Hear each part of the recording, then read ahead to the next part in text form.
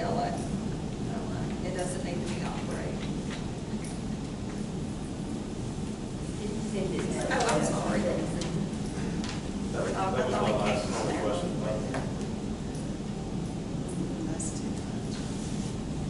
What else?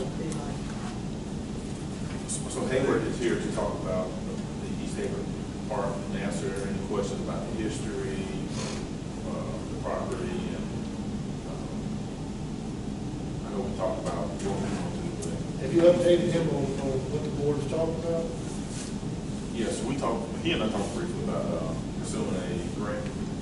Yes. And the city not taking any action until after the grant is? Yes. Okay. Do anybody have any questions for him? Well, so what we're looking at doing is, like I explained on the phone, we are looking at securing a grant, potentially through the Realtors Association. And because this is looking at roughly a $250,000 project, we don't have the money. We do have the money, but we have other items more pressing in the budget that we're looking to allocate money towards. So we're trying to pursue a grant to help minimize the cost of that. So one of the big things that some of the board members expressed was a concern with was having ownership of the park, the area, and the pond being a liability.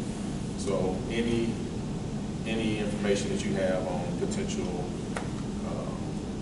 we've been there like for that. Can you come over here? Right here. You can sit if you want to. That's fine. I'm just standing up in front of the group. I'm Hayward Bell. I'm the president of the Homeowners Association, basically because I'm the default person that nobody else will do. You know how that works. We've been living in this area for about 30 years, and we're one house away from the lake. We've never had any problems other than area fishermen come up there thinking they're going to catch something, which we don't have any fish in the lake, but that's attractive. We did have a beaver or two, pigs and those types of things, but we've never had any other issues with children or whatever. But if you have a park, you can have strategies and stuff on the edge, whatever that can mitigate some of those, that trying to get to the lake or whatever. So you just got to have to plan through all those issues. If that's a problem, it's open stuff. What would be an example of a strategy? Well, what I wanted to do to keep the geese away is we can plant flag hours. Is that that they're about this high, or cattails. You can create an edge there. Plus, I mean, we have homes that back up to the lake, and they have had children. Like I said, we've never had any issues with that. But I can understand, in a public entity do that. But like I said, you can have strategies that would mitigate anything like that, and that would be one of those issues. Is to put a barrier between the park and that also would hopefully cut down on some people who want to go out there and fish too. So. One of the other concerns that some have voiced is if we take what will be the park area, we're not going to take ownership of the pond. What happens if there's no homeowners association? What happens if there's a maintenance or other issue with that pond? My strategy has always been as an architect to go from the simple to the complex. That's the end of the problem right there is what to do with that lake. Because right now we don't have enough resources coming in to be able to fund anything other than somebody moves out that owes a lot of money. We will get $2,000 or $3,000. That keeps us going for a while. But the end strategy is to take all common ground, give and quit claim deed everybody's pro rata share of that common ground. We want right now we can drop the insurance off the property. There's nothing to insure over there. It's totally destroyed. Drop that. We can drop the electricity, the water. We can reduce our overhead. But, you know, anytime I've got a beaver, which is, it's amazing, we have a 6-foot round overflow drain, and within a day, they can stop that up. It's just, you know, I've had engineers that aren't as smart as that. But, they, you know, do that, and it costs about $500 every time we get somebody to come over there and do that.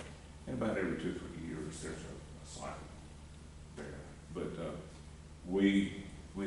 the homeowners association needs some help with this, because I don't know where these people are coming from, but they have totally destroyed our property clubhouse. They've opened the windows, torn the doors up. Of course, the swimming pool, we got to the point where we couldn't afford, you know, the upkeep on it, so we could kind of, but there's tennis courts over there, you know, there are other amenities, so we just had to kind of go from here to here, and now it's time to do something with it.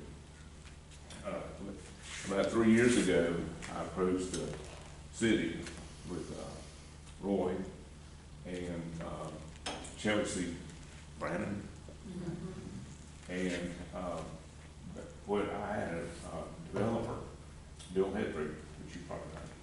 Bill Hedrick put me on this guy, and he wanted the property at the time to build houses on.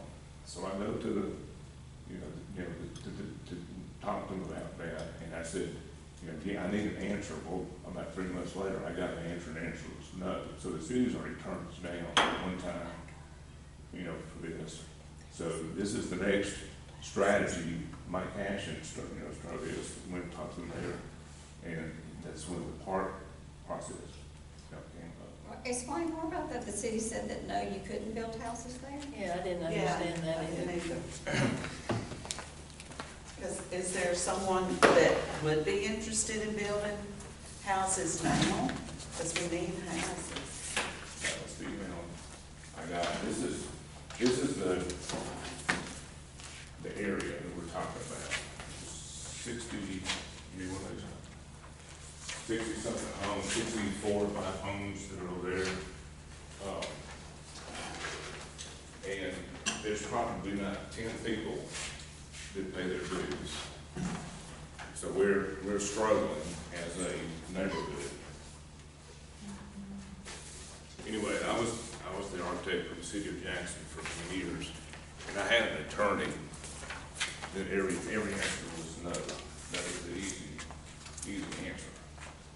So anyway, when I told Chelsea this story, whatever, and 3 months later, I get this basically, and the answer is no.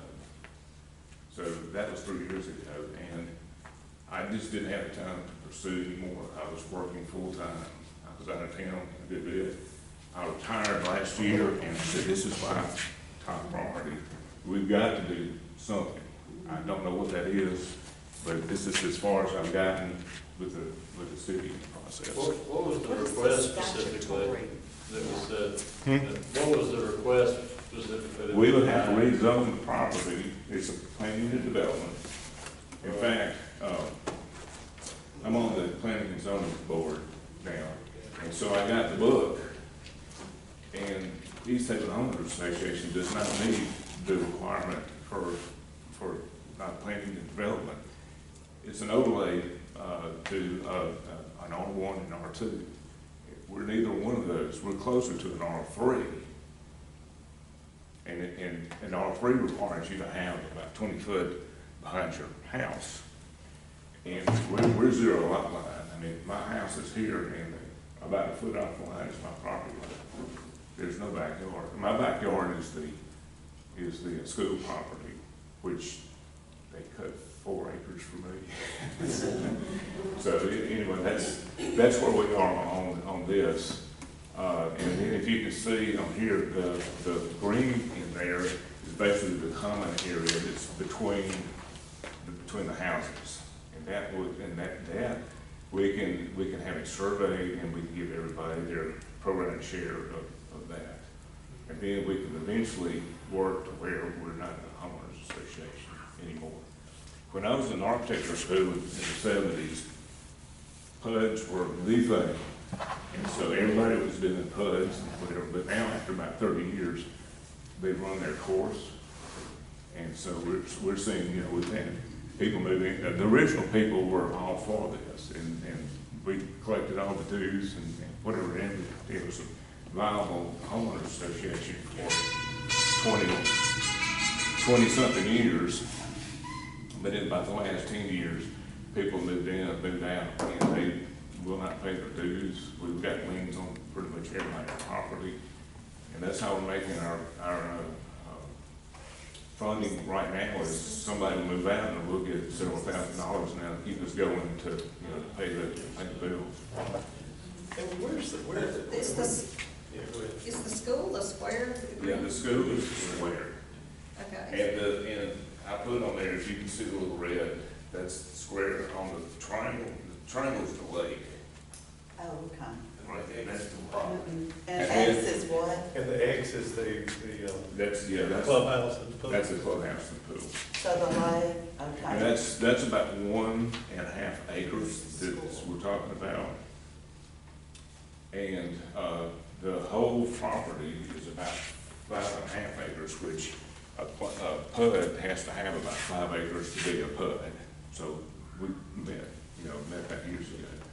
Yeah, all of your letterhead has gone all the way around to the question about the green space in there. When you have a PUD, there is a requirement in our ordinance that you've got to have X amount of green space. And so when they set up the PUD, they had to have the green space, and this is what qualified for that. So it sounds like they asked the question, can we, you know, convey this land to a developer, build a house, we no longer have the green space. So it looks like the answer to the question was, well, if you don't have a green space, you don't qualify for a PUD. So I guess the question could be too, I just, you know, me being an attorney, I love having an attorney and ask the question too, instead of me having to find the answer. So I love to ask my attorney, you know, is there a way that we could, you know, amend that to get them out of the green space requirement and Basically, whether remove this the man PUD overlay. remove the PUD overlay or something and let them. What would be the importance of being a PUD at this point? There's not. That's the problem. When it first was proposed by Ed McDonald, so there's 5 parts to East Haven. We're part 4, and we're the only one that's a PUD. And I think the thing is we can just take off the overlay. We'll probably have to rezone it to R3 special, I'm assuming. And then that would get us legal with the city on doing that. Yeah, and let me preface by saying I would want to look into it, give you a better answer as an attorney.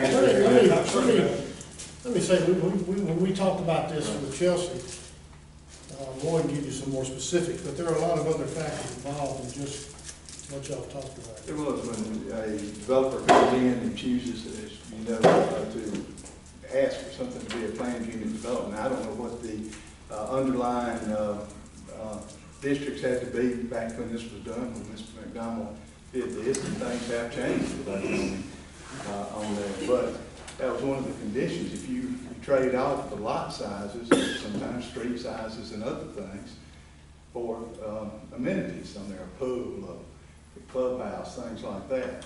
And these were the things that they traded off at that time, just like other planned unit developments that we have.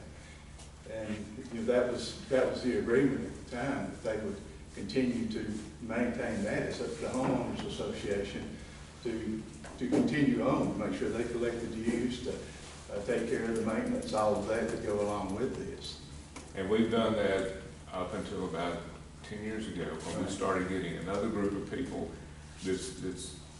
Well, we have 7 people that are renters, 7 homes that are renters, and I dare say that we get any money from those people, even though every year we send them, you know, how much they have on back dues. I mean, they understand how much back dues they pay, how much that they owe. We had it when it first started in the covenants, it was $300 a year. We had to increase that to $350 just for the people that weren't paying. So the people that were paying had to pay a price to have to do that.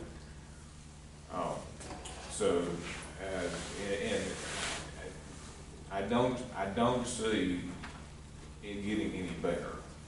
And so that's when I started on this journey to try to figure out, as an architect, there's a solution somewhere in that process. So I started this, and the first thing I did was I started with this, and then basically was told no. I retired last year, and so this is one of my projects that I'm gonna try to pull together for the good of the city and for the good of the neighborhood. I don't want to sell my house. I mean, I live in a good neighborhood. There are people that are letting their properties run down over there. And so there's some things that need to be addressed. And we were right off of Shaw Road. And so we get some of the traffic and stuff that comes from Jackson down Clinton Boulevard. So, What kind of luck have you had with, you said you got liens on people's houses when houses sell? Have y'all had any luck collecting that money, or? we do, but there are sometimes when people, I just had an attorney pay us $3,000 because they didn't do a title search. And the guy got off scot-free, and so I said, well, fine, you owe me $3,000. That's right, that's Yeah. exactly right. And what happens is we will send that to Eddie Fair to post on their taxes. When the property sells, as has happened with flooding and other matters, the new buyers aren't instructed about things like the house flooding, or there's a lien. And so they buy unknowingly, whether that's the bank's responsibility, or the title, or the realtor, I don't know. Everybody points to somebody else. So then you'll have people that come back and say, hey, I bought this property, I had no idea this was happening. And it'll generally happen between November, December timeframe, because that's when Eddie posted, and then the taxes go out for the next year. That's when they start finding this out. So then they come back to us and say, well, so then the board has to make a decision whether or not they're gonna forgive that, or they're gonna, and in the past, the board has decided to forgive that, because they didn't incur the expense. So, if you're sending this to. We get some, and some are, we kind of shame them, and we get some, but some, they got off scot-free, and that really just chaps me. So what are the requirements? I mean, if the PUD required an HOA and the HOA is defunct, then at that point, But it's not defunct. We actually have a board that, and I'm the president, but if I left, the board would sit there wondering what to do, because they just don't have the capabilities or the understanding about, I don't know anybody who come before the council to do something like this. but when you're not collecting dues, that's one of the primary things that an HOA Right. does. If you Right now, don't have that. We've got fund. about $11,000 in our account, and like I said, people, will move, and and somebody else, that they either pay the lien or somebody else pays the lien. We've had recently, and I don't like this, but a person had died, and they put in the paper, and you advertise twice, and what's it called? It's when you advertise something, and are there any liens or anything on your property, whatever, I forgot. Like I Yeah. say, Just a legal notice. Uh-huh. Well, everybody takes some paper nowadays, you have to look at it every day to figure that out.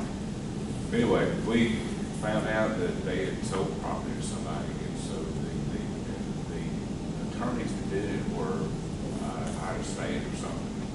We got a little bit of money out of them, but they nowhere close to what this person owed on those property. And I hate to spend all my time trying to track people down and trying to make them pay and things like that. So my idea is the association is not sustainable anymore.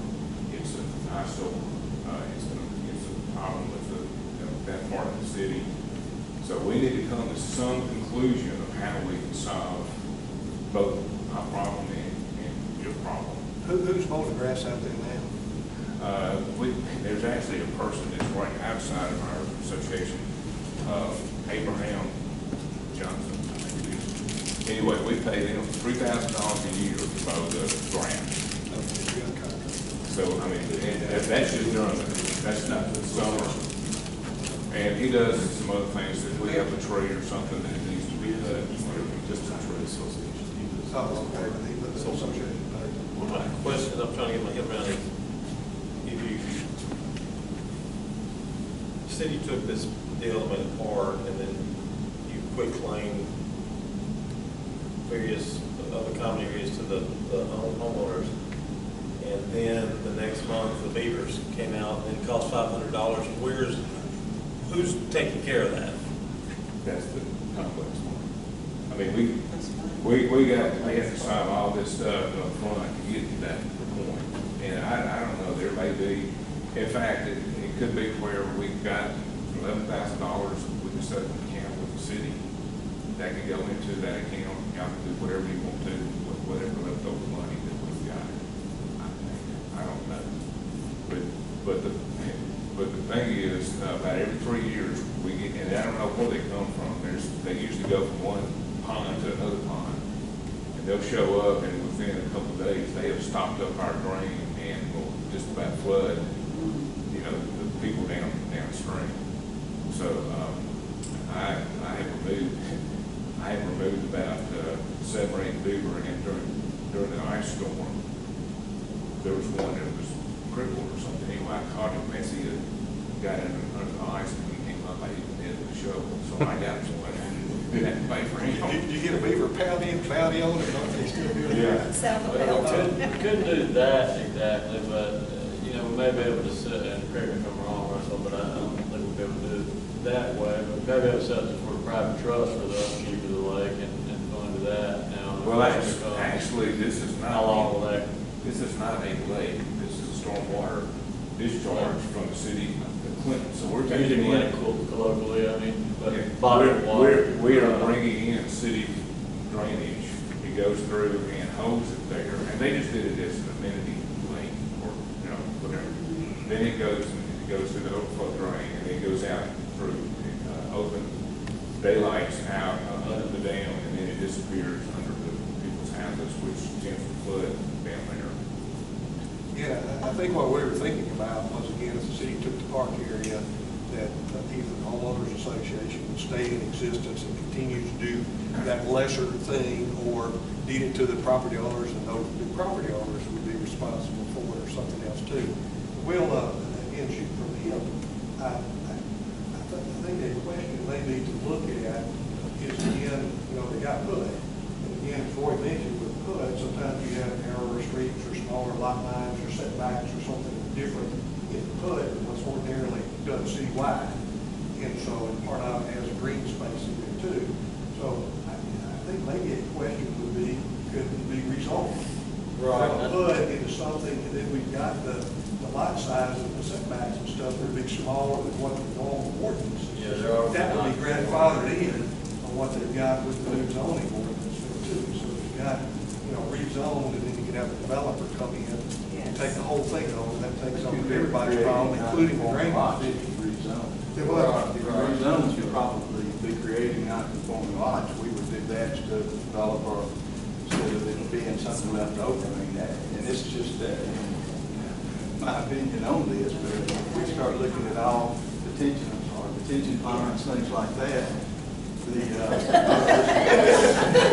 detention ponds, things like that, and clubhouses and all we've got, my fear would be that other plans, let's drop this, let's build some more houses on here, we've already got the small lots. And will that create more water issues in that subdivision that are already there? It's there now. I mean, that's what you have to think about that when you start developing more, is it gonna create more water that's already an issue that we know about in that subdivision? And that liability is normally on the homeowners association. Detention ponds, and any drainage spaces required. Right.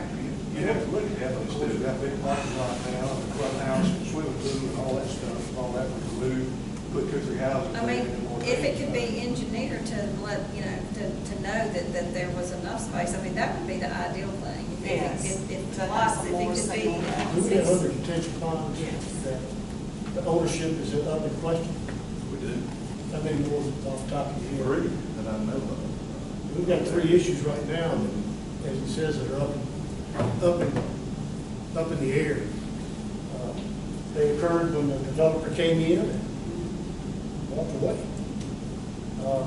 So this is not an unusual problem to have, and as these homeowners associations get older, I don't think it's the first time we're gonna have a problem like this.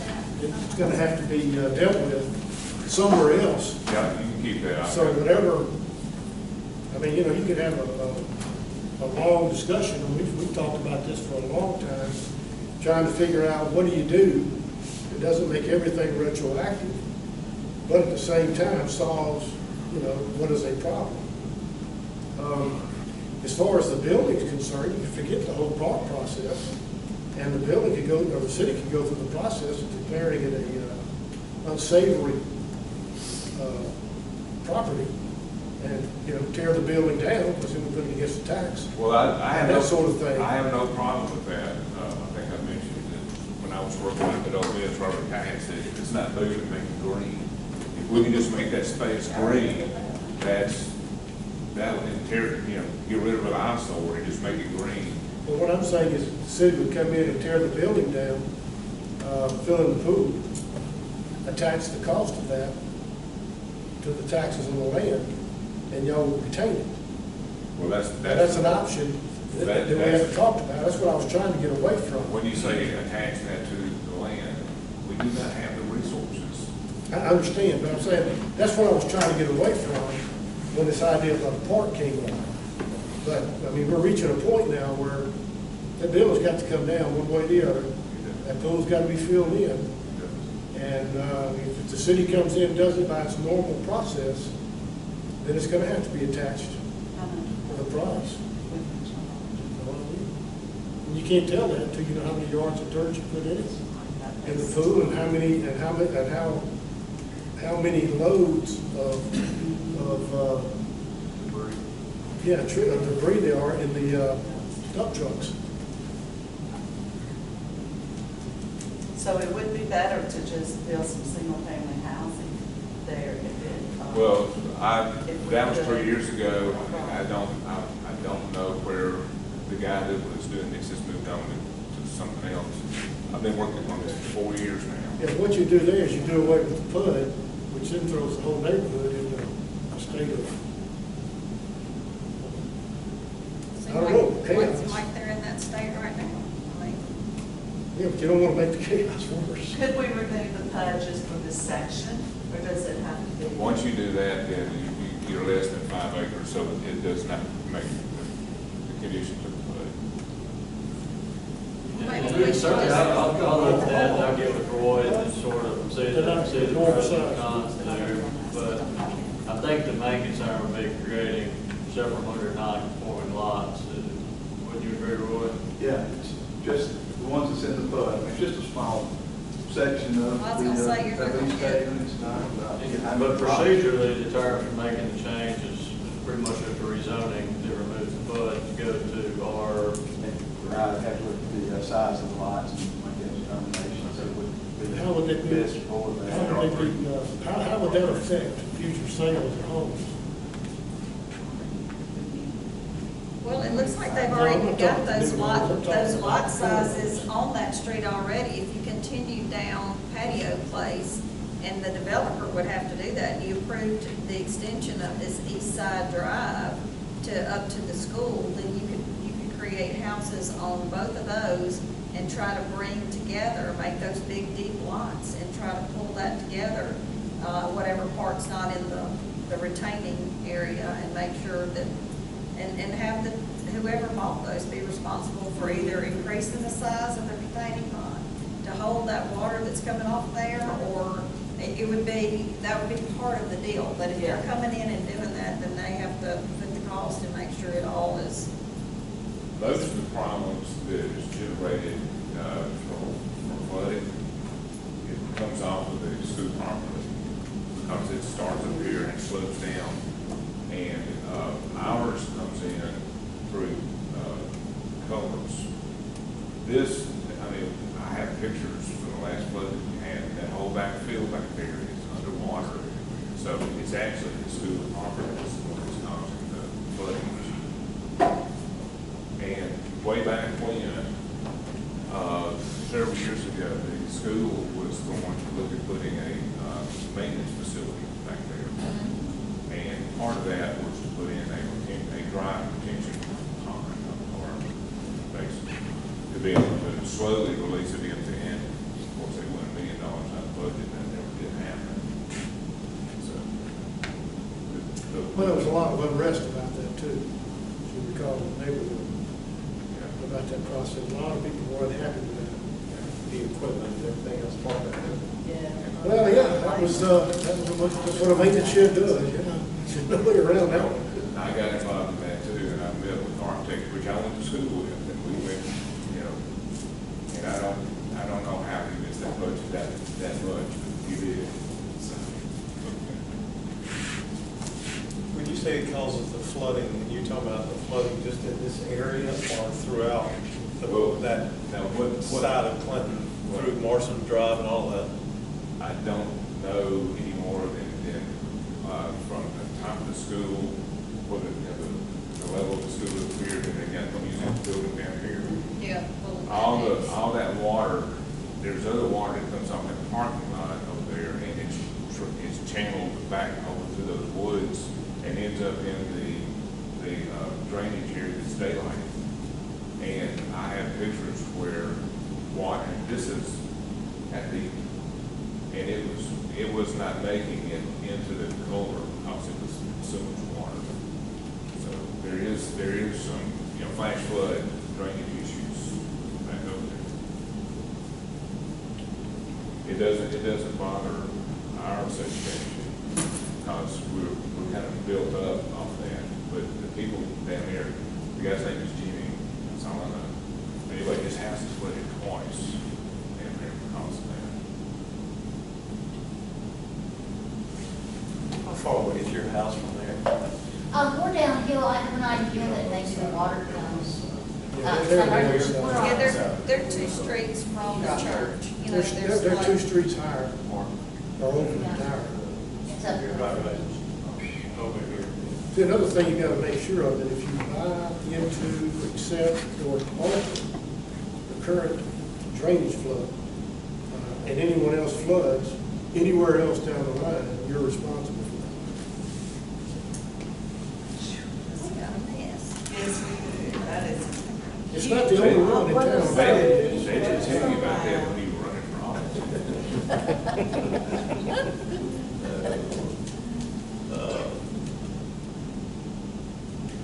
Any other thoughts or ideas on this? Give us more things to think about. I think Yeah. we'll solve that one tonight, but No. appreciate you coming in. Yeah, thank Yeah, you. thank you Yes. so much for coming and telling us.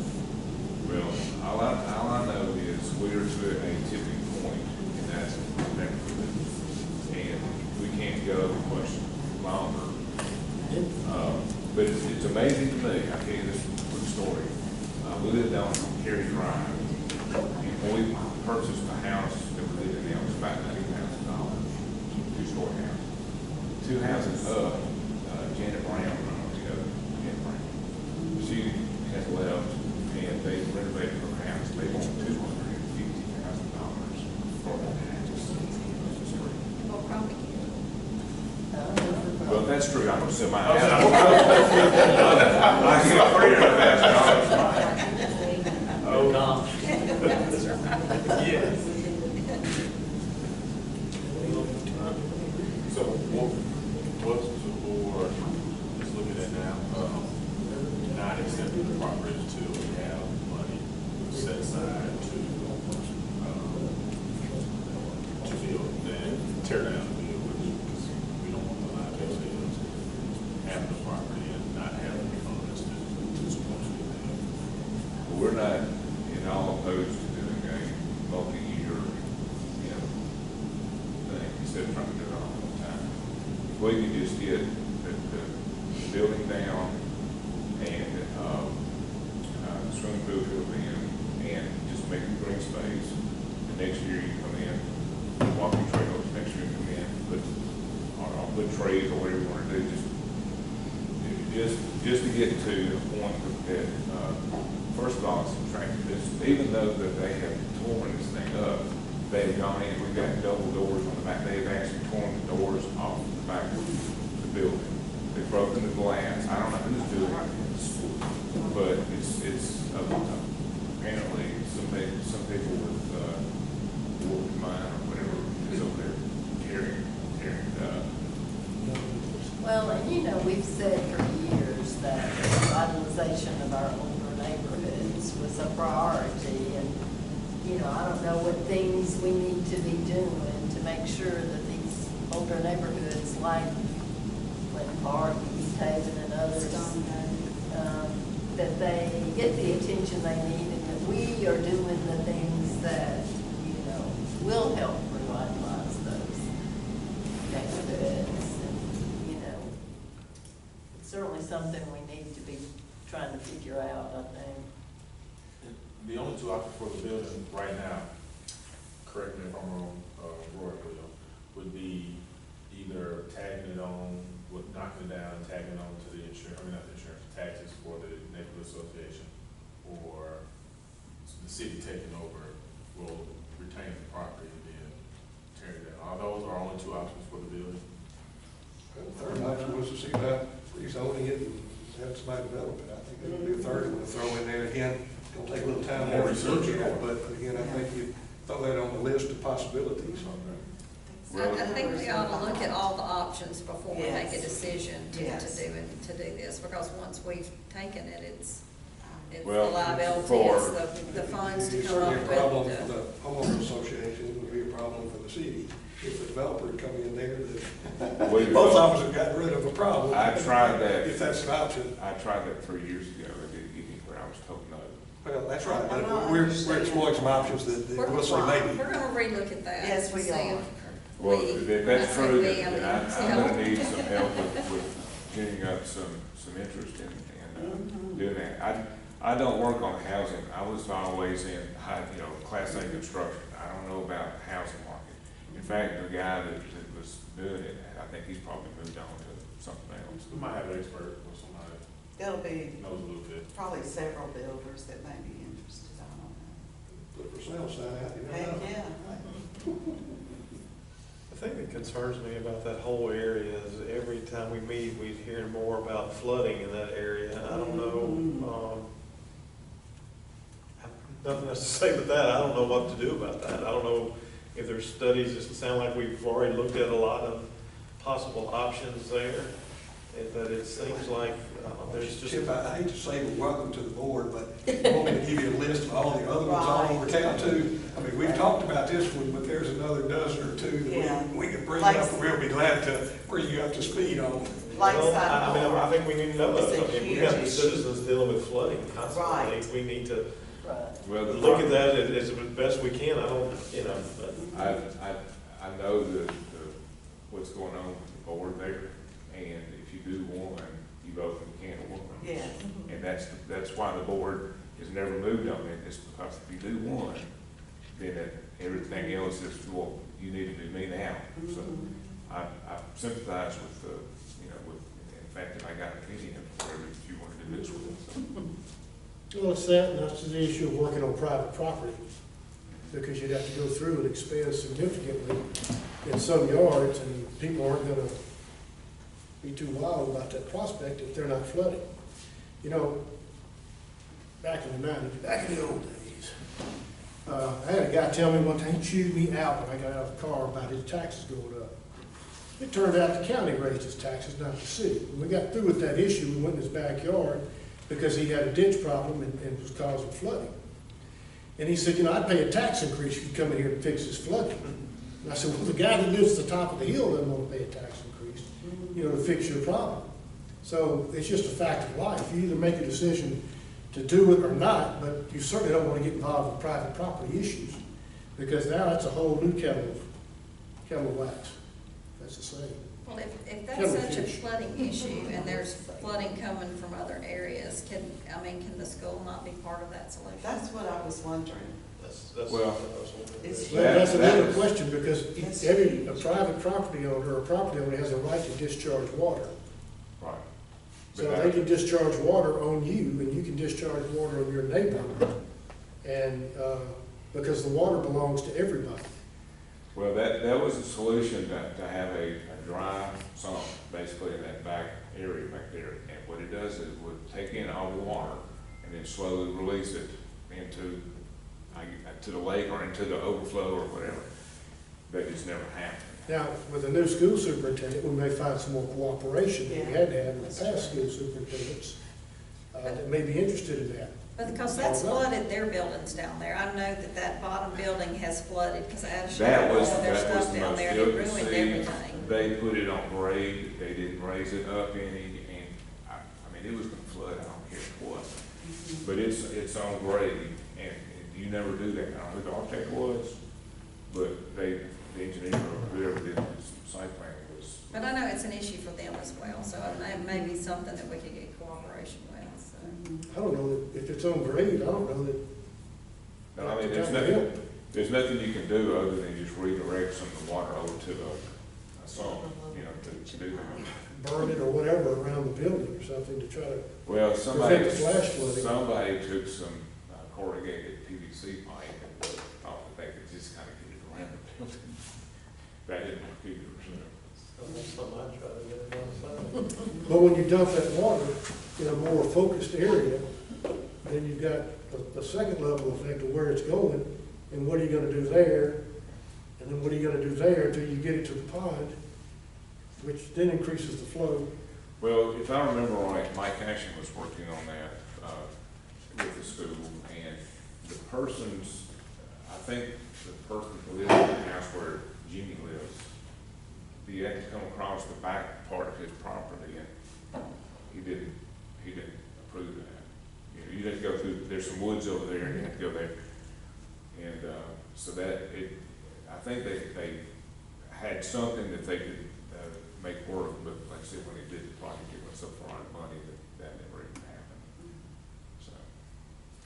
Okay, We could revisit that. Could the association with your 11,000, could y'all tear it down, and have you gotten estimates from a private person to tear the building down and fill it up with dirt? Well, after being told no, for about 3 years, I had no time to work on this. Right. And then when I retired, Mike Cashin came over and sat down with me, and I told him what I wanted to do, and he left and came back about 2 weeks later and said, we want to do park, and that's where it's been for the last year.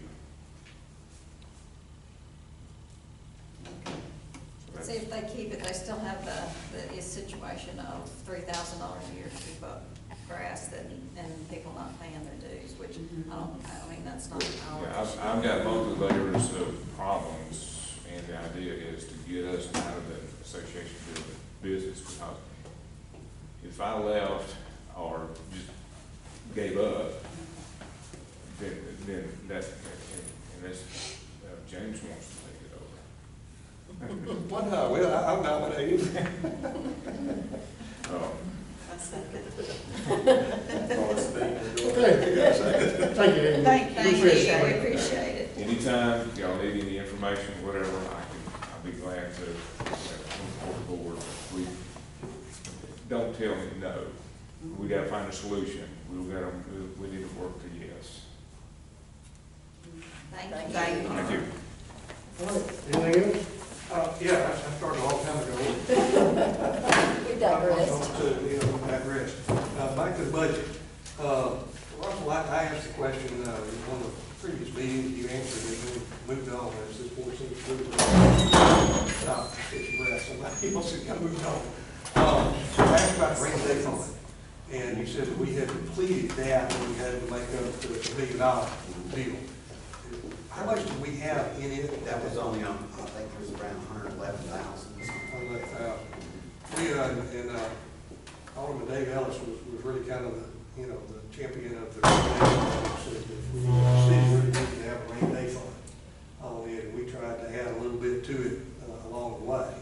And we got it up, and Russell, wasn't he, remember right, that you kind of looked around, or is there kind of a general idea of what's a nice percentage of your budget to be in a rainy day fund or something? Not like really, that? not so much in a rainy day fund, no. Most cities don't have a rainy day fund. What you look at is that ending balance, and a lot of them do about 10% of expenditures is what they, like, or is what they would use for the ending fund balance. We set up a rainy day fund 4 or 5 years ago or something. We got some money for, what was it, It's the engineering fees we got back. yeah, the engineering fees that we got back, for the big, was it Big Black? Yeah, it was for the big black project that, Speaker Gunn put $250,000 in there, Carl, and it was between Raymond, Bolton, Mount Olive, and us, and we divided it up based on percentage of what was spent. Percentage of what was spent, and then there's a little bit later, a little bit more left over, we divided that up also. Accordingly. Okay. And that was about 111,000, I think it was at that time. And so then, when we had to make up $1 million, we used that, all of that. I was thinking we'd add to it a little bit along the way. No. But what I was, I think having a rainy day fund is nice. The other thing we did with the rainy day fund was we put in a requirement that it took 5 votes to pull the money out of it, whereas ordinarily 4 majority does something. We had a rainy day fund that took 5 votes to take money out of that to apply to whatever. My thought was is whether or not we wanted to try to look at building back something in our rainy day fund. We had several things in our budget, the proposed budget, we kind of talked about and questioned a little bit too, and I had wondered if there was any thought in going through some of those things to see if we wanted to pull those out and put it in the rainy day fund, which would be there if we needed it or not. I've got several things that kind of noted here too, but for a couple of examples there too, Mr. Senator had $28,000 in there for Walker Planning that I had retirees. It had up to 10. You talking about the visitor center? Right. Yeah, that's not gonna help you with the general, that's in a separate fund from the general. That was a tourism, okay? The public works budget went up $123,000. And Philip, when he made his presentation, he bumped several categories up from minimal amounts to pretty large amounts, and saying, well, if we have a storm, we might have to need some more money. If we have this or something, it sounded like he was kind of building a rainy day fund in his budget. And the question would be whether to come back and put that into a true rainy day fund that we could always draw on if we had an emergency like that too. And again, with ice storms and things like that, and we had some legal reimbursement on things too. We had some things like that. There were some other items that came up. I don't know if y'all don't want to look at it. We won't. If y'all want to look at some of those items and talk about it and trimming some things in the budget, put it into a rainy day fund, it would be there in case there needed these categories on there too. So I throw that out as a question, and then if you want to do that, either those or some other items that you want to look at. Okay, Russell, when you said a 1%, like have a 1%, so what would that be for us? 10%. 10%, okay, what would that? I think that's, There's $17 million budget, that's 1.7. yeah. So what are we looking at? What's your expected,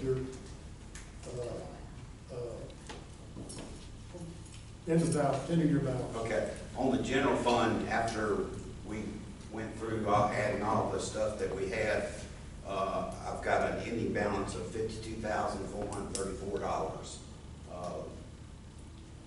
Is that with looking at the police? Yeah, that's all those things. That's the grant writer, the thermal imaging, the fire department salary adjustments, Parks and Rec salary adjustment, the Real Master, Parks and Rec maintenance foreman, the Main Street strategic plan, and the police salary adjustments, which it was estimated 175. It came in at actually 174, 124.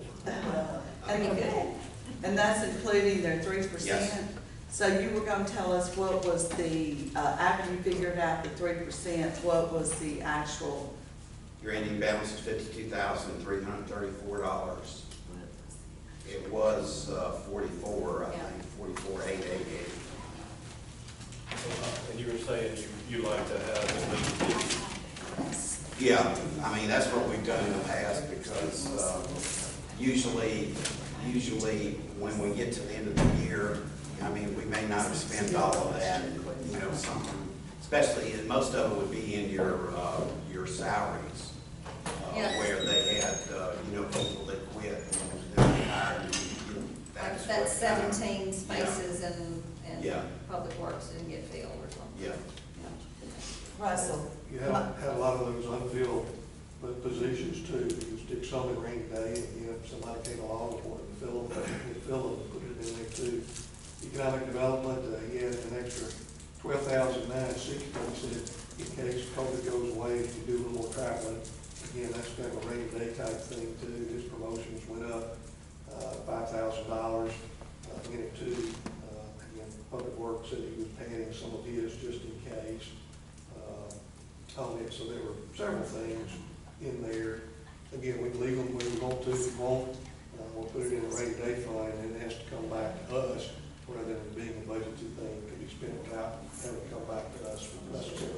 I have a question, like if something is put in the budget under a line item, in order for that to change, like if there's money left over for this, that has to be voted on to move to something else, is that correct? If within category, like supplies category, the 500 accounts, if they want to move stuff around, it does not require board approval.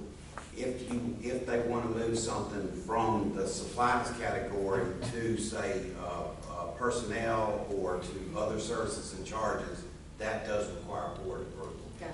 And we have brought that, you know, you'll see that sometimes where a department notices that they have that and they'll want to move it, but if they move it within that category, then it's okay. Okay. And you bring, those come to the board at the Yeah. time they do it. Yeah, if they're moving it from one category to the other, yeah. Well, did Adam already buy the lawnmowers before he? No, Okay. no. Okay.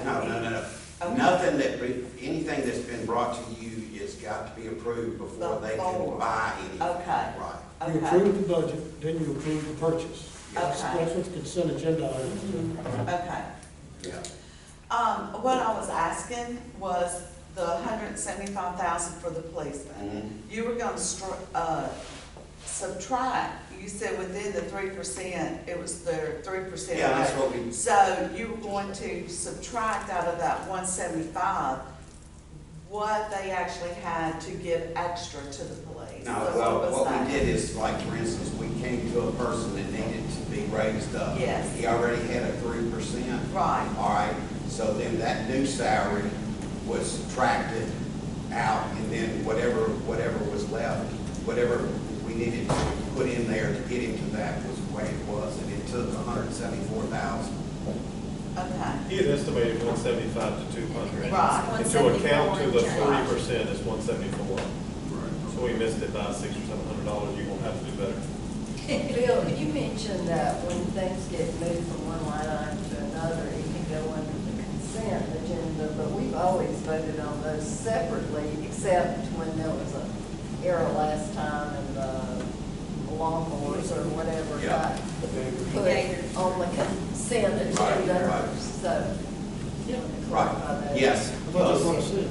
No, you said they go under the consent agenda. He meant the mayor was like, Okay, yeah. okay. But yeah, all of that, anytime that on those purchases, in other words, you approve some trucks, okay, in this budget, or you will approve trucks. So what'll happen is in 6 months when they get ready to buy it, they will come before the board in the action discussion items, and they will say, you know, I want the approval to purchase the truck. It's on state contract, blah, blah, blah, and then you give them that approval. No, the consent agenda. Is that No, what you're saying? it's on the action discussion. Action discussion, yes. And when we approve a new position, like the maintenance foreman, Are we approving what Adam suggested paying? Were we approving the salary? Yes. Also, Yes, when we approve yes, when you the approve the position? budget, when you approve the budget, you're Uh-huh. approving the position and the salary. Okay, so do we need to approve the,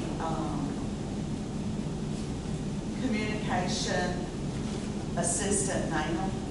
No, you will, when you approve the budget, it's in the budget, so when you approve the Do we budget, need to you'll, remove that you'll right now? approve the communication. Yeah, until we, yeah, But that was what I was suggesting. I Those think- things, put it in rainy day fund, and then you got it there. Yes. Securely, and we pull it back. Yes. I think, we need to we put it remove in that. budget, both places, What? budget too, if we want to, you know, if we Until- want more control over, it, or if we don't want to, that's fine. Right. I'm just throwing that out. Until we get a new communication director, then they may want something a little bit different. So I would think, Leaving it in there would just mean if the new communication director needs some extra help, that one, because I think we also talked about that assistant helping with Main Street, helping with. Seems like y'all also talked about if there was a need for that salary to be hired. We did. We did. I mean, you know, a lot of those Yeah. things we talked about that need to be remembered. yeah, well, that's what I was trying to see, what do you do when we're gonna get a new director? Let them decide more what direction and what the need is, but you're saying if we leave it in, we already have the money case 6 months down the road. to adjust it or lower Well, or higher. when you hire a new, whenever you decide on a new communications director, Uh-huh. I should say communications director, then he or she has to be approved by you. In Uh-huh. other words, there'll be a board vote on it. And you'll approve whatever the salary and all at that time. Okay, Yeah, well, we had discussed leaving that in there. Right. To leave options if you Right. needed more money to hire that person. And we Right. also left the assistant that the visitor center, I mean, we left all of that in there, is what we had talked about. Do we need to go into executive session? That's what I'm thinking we to do. discuss this? yes, I do think so. Well, I mean, we just Well, talked we about qualify we for just that. talked about a department, but they didn't say anybody's name, I just said the department and what they had requested. No different I'm than just regular I'm budget. just Yeah. asking the question, So because we're gonna keep the visitor center assistant too? Well, that's what we talked about, like when we met last week, we had talked about leaving both of those in there. So if we don't want to do that, we need to decide what we're doing. Because we did, that's what we, We did that's where vote. that's where we left Do- it. I didn't know we had voted to approve it. We haven't, We haven't we haven't voted. voted on it. No, I meant discussed. I thought we had decided not to add the part-time assistant. It was all, We we did. discussed it, and it was We left discussed out. it. I but you did remember not- Karen saying Did we not might make, need that did not extra say money. take it out. You talked about it, but you didn't ever say take it That's out. right. Now, just remember, We talked about a number of things, and never Yes. actually pulled it out. Right. And one question is, pull it out, where do you put it? That was just what I was throwing out in the general discussion, pull these things out, put it into a rainy day fund, and then you can allocate it back out. You can leave it in these positions too, if you want to, but, you know, that's just. Well, it won't be spent without our approval, Regardless. either way. So, Even under a department, a director, if it's in here, does it come back for approval because they're not a director? yes. They do, okay. So leaving it in there, we can leave it in there if they decide Yeah. to hire Just- somebody, we decide. Just remember now, on that part-time visitor center, you're talking about a separate fund. So, you know, But- if you take that out, it'll increase the ending balance in that fund, not the general fund. If So, you but leave it in now there- how's it gonna be handled when it's restructured? Well, Be transferred. I'm still gonna keep what I call sub-accounts for Okay. the visitor center for the whole town, for that. Right. So that, because we're gonna kind of wanna know what it's costing us to run those areas. Okay. So, but if we need to do something different, we can talk I don't about see it. how you don't understand the justification. You're not talking about salaries. You're not talking about salaries or anything else. But that's Still, gonna that's- be, that's it's gonna be not- how the structure of the city is set up. So that has You know, nothing it's to not do with, pri- I that's don't think not that has private. anything to do with the, Okay. with the executive session. The person's not there and